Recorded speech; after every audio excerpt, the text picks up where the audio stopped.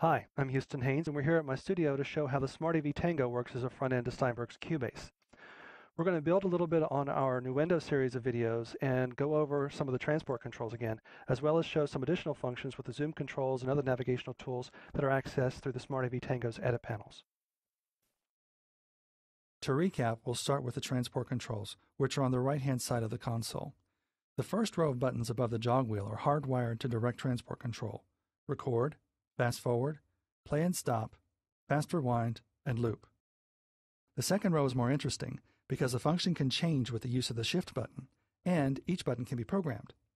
By default, they are set to right locator, next marker, previous marker, nudge right, nudge left, and left locator. When the shift button is engaged, the marker buttons go from chasing the left and right locator to setting the left and right locator. The nudge buttons, when activated with the shift key, set the two different types of markers. The left nudge button sets an individual marker, and the right nudge button sets a cycle marker to the currently selected locator range. The previous marker button becomes a zoom to locators key, and the next marker button selects all events that fall within the locator range. This has the effect of selecting all tracks that have events in that range, which can be useful in a variety of contexts. Note that the editing preference for track selection follows event selection must be active for this function to work. You still have access to all of these commands on the Tango's edit panels and of course through menus in Cubase and Nuendo. But having these common controls literally right under your fingertips is very efficient. And of course, you can further tailor these buttons by setting your own remote commands to suit your workflow. Now we'll open the Transport Edit panel to review the functions that are laid out there. The first few rows are dedicated to markers, both for setting and chasing both individual and loop markers. Note that you have both sets of commands for cycle markers to simply locate to them and to recall the cycle marker, which also sets the locators to that section on the timeline. You also have a row of commands that allow you to take full advantage of pre- and post-roll, as well as groups of paired functions that enable you to move around the project at will. The shuttle commands offer the ability to move up and down the timeline while listening to your mix. Most times I also activate the dim control on my monitor before shuttling around the project. Having everything at your fingertips makes it intuitive and keeps the creative juices flowing. You may also notice that along the lower left edge and along the bottom of each edit panel is the same configuration of virtual controls. This is to provide consistency from panel to access the most commonly used functions. You may also notice that there are buttons here that you may not need, such as the 9-pin device button. All you have to do is simply reprogram and relabel the button to suit your needs, and you're off and running.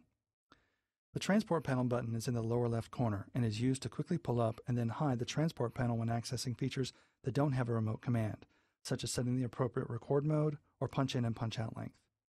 Once you have reviewed your settings, simply tap the Transport Panel button again, and the transport disappears from view.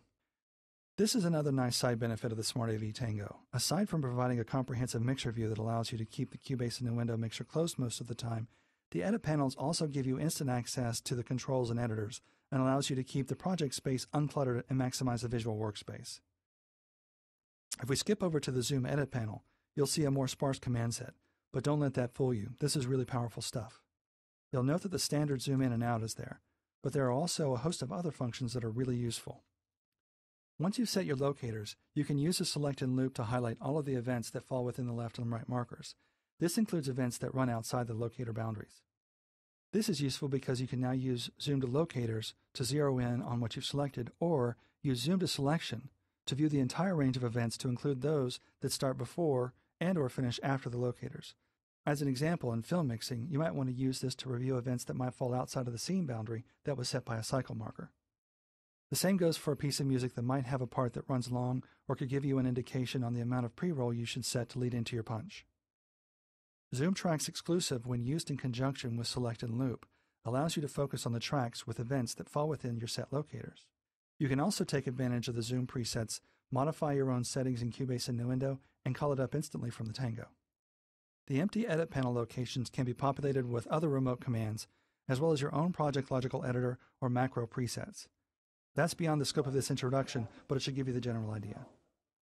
As you can see, the Tango lets you fly around your project with easy and intuitive controls, and the deep integration with Cubase and Nuendo makes for an unbeatable combination. Check out the rest of our video series as well as product updates and the latest information on smartav.net. Thanks for watching.